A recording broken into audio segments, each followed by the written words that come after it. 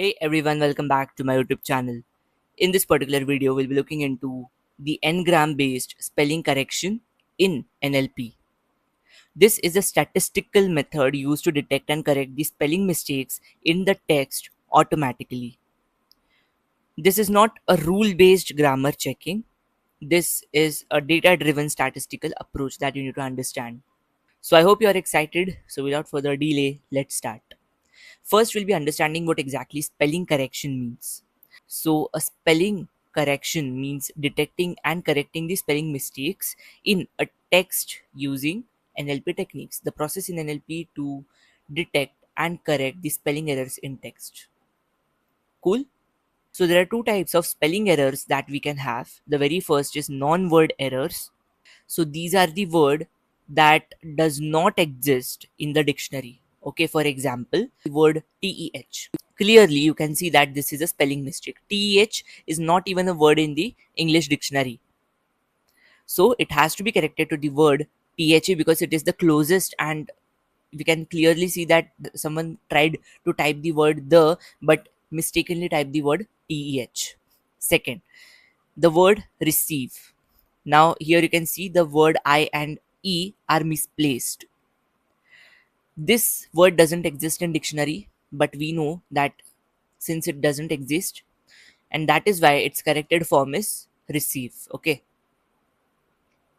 now these are non-words error where the error words does not exist in the dictionary. The second type of error is real word errors. For example, THEIR there versus THERE there.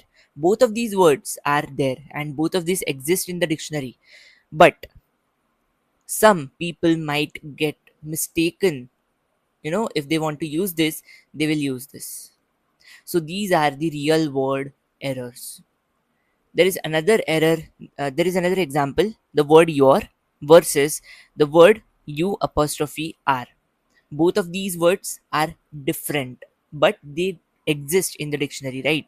So I hope you have understood the meaning. The non-word errors, here the computer can easily detect these words because they are invalid words. They are not present in the dictionary. But when we talk about the real word errors, these are valid dictionary words, okay, but they are wrong in context. Now, why spelling correction actually matters? Because it improves the search quality, the text parsing, the classification, the data quality.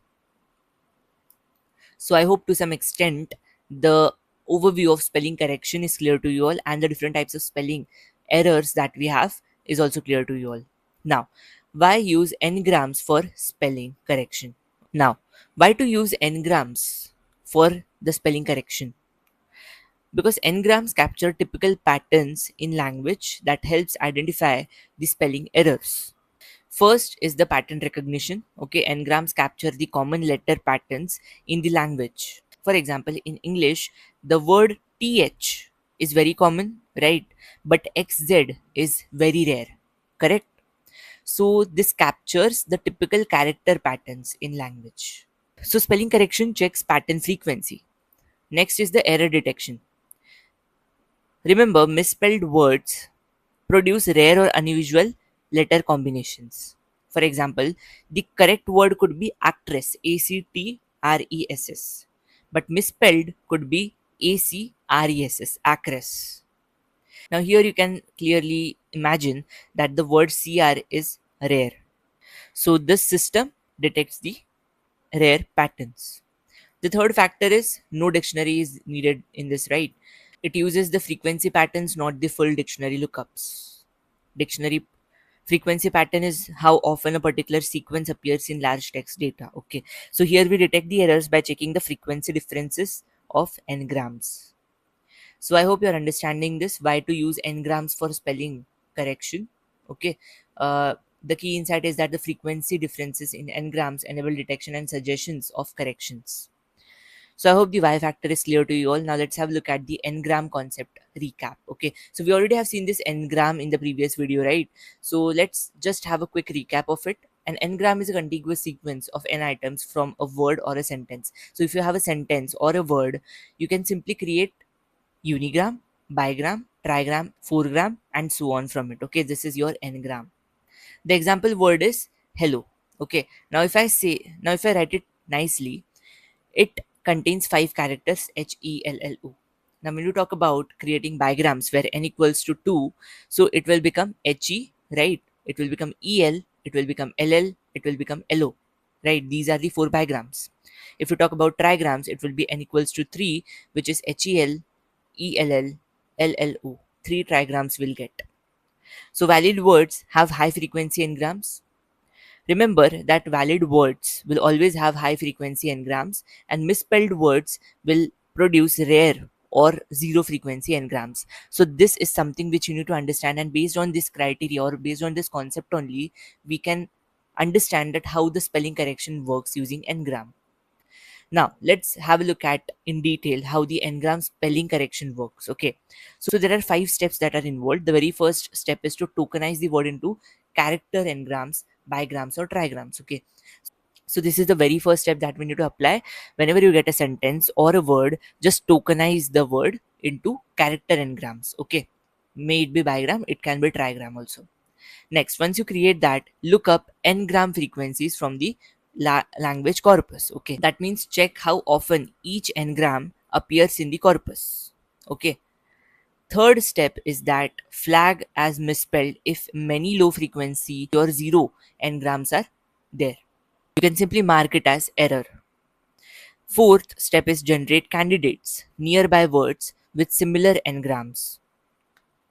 Basically, you need to find the similar words that share many n-grams. The fifth step is to rank and select the candidate with the highest similarity or probability. So basically, you need to select the word with the highest similarity score. Now, one thing to understand that this is language independent. Here we are not checking the grammar. No grammar rules are needed, right? We are not actually looking in the grammar. We are just looking at the pattern of the words, okay, with the help of bigram, trigram, and the n-gram concept. So I hope the 5 steps are clear to you all how it actually flags and separate out the misspelled words. Now, let's take a simple numerical example through which all these 5 steps that we have seen will be clear to you all. Okay, now there is a misspelled word actress. It has to be actress, but it was misspelled as actress. Now, the very first step is to create n grams of it. Okay, here we choose to create bigrams of it. So n equals to 2. We'll be creating the bigrams of it. We have got EC, we have got CR, we are getting RE, ES, and SS. These are all the bigrams. Now, once we create the bigrams, next step is to look up n-gram frequencies from the language corpus. So whatever is the language, English language, we have to check the n-gram frequencies, okay, for every single bigram. So if we check for EC word, okay, we are getting the high frequency of it. If we check for RE word, it is high in frequency, ES is also highest frequency, SS is also high in frequency, but the word combination of but the letter combination of CR is very much low in frequency. So, according to this analysis, we can say that the bigram CR is relatively rare in English text. The correct word actress has bigrams AC, CT, TR, RE, ES, and SS. All the bigrams in actress are high frequency combinations, right? So, that is why this actress word will come in place of this actress word as a spelling character. So I hope you're understanding this. Basically, we have simply compared the bigram of this acres misspelled word with all the words in your English language bigrams, okay, out of which we can clearly get that the bigrams which are involved in this actress word in the language is very much similar to your current bigrams which is present, okay, from the word actress. So that is why we can replace the word actress with actress, okay, flagging the actress word as misspelled. So low frequency CR bigram will flag for correction. So I hope this entire numerical is clear to you all. Now let's have a look at the candidate ranking, okay, how it occurs. So let's say we have a misspelled word as spelling with one L only, okay, so this is very wrong spelling. Next, if we create the bigrams of this, okay, we get SP, PE, EL, LI, IN, and NG. If we talk about candidate corrections and bigram overlap analysis, we get something like this. For the word spelling, okay, which is the actual word which is present in your English language, we have the bigrams of it as this, okay, SPPEELLLLIIN and NG. See over here, the total bigrams that we get is 7, correct? And if we compare these bigrams with this particular spelling word which was misspelled, 6 out of 7 bigrams are matching, correct? So 86% of the bigrams are similar or same. Similarly, if we have certain other words like speeding, so we get the bigrams as this, SPPE and so on. Here you can clearly see that 4 of 7 bigrams are actually matching.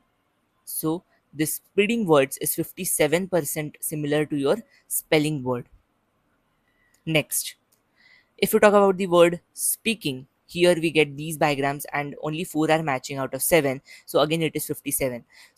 So once we get the match between bigrams of all the words, whichever is the highest among all of them, okay, here in this case, spelling word has the highest matched bigrams. So this will be the corrected word for this misspelled spelling word. And ideally, yes, it has to be the corrected word. So that is why spelling has the highest overlap, most probable correction. So this is how the candidate ranking works. Now, let's have a look at the n-gram similarity formula. Okay, so here we have the formula for Jaccard similarity coefficient for n-gram overlap. So similarity of W comma C, which is nothing but W is original possibly misspelled word. Okay, remember this is possibly misspelled word, and C is the candidate correction word. Okay, so similarity between both of them is nothing but modulus of n-grams of the original word intersection n-grams of the candidate word divided by modulus of n-grams of the original word union n-grams of the candidate word. Okay, so I hope you have understood the formula. The score always ranges between 0 to 1. Higher score means better candidate match. I hope you have understood the formula.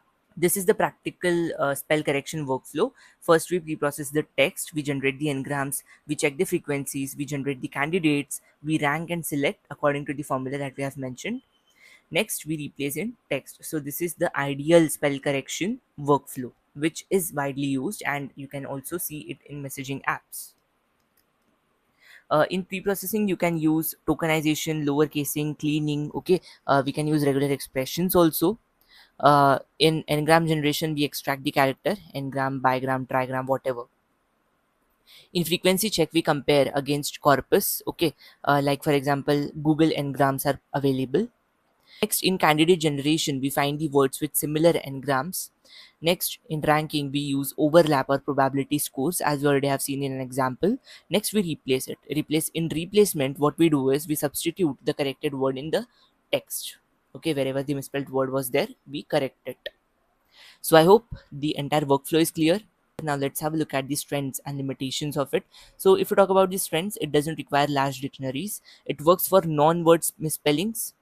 It is language independent implementation. Obviously, we have seen it before. It is computationally very much efficient. It can handle novel or rare words. But when we talk about the limitations, it doesn't handle contextual real world errors. For example, the misspelled word could be there instead of there. Both are valid English words, but there has to come in place of there. So in that case, this particular method couldn't identify this particular scenarios. The next is the data sparsity for rare n-grams. Okay, this problem arises. Next, it requires pre-computed frequency tables, correct? So we'll have to have this frequency tables for each word. Next, it may struggle with proper nouns. So this is something which are the limitations, okay, and strengths of this particular technique. Best practice is that combine with edit distance and language models for production systems. So I hope it is clear. So this brings us to the end of the video. I hope each and every concept is clear to you all. If you guys have any single doubt, put it in the comment section. I'll be happy to solve it. For more such videos, do like, share and subscribe to my channel. Also hit the bell icon and don't forget to follow me on Instagram. Please join me on Telegram. Thanks for watching. Have a good day ahead.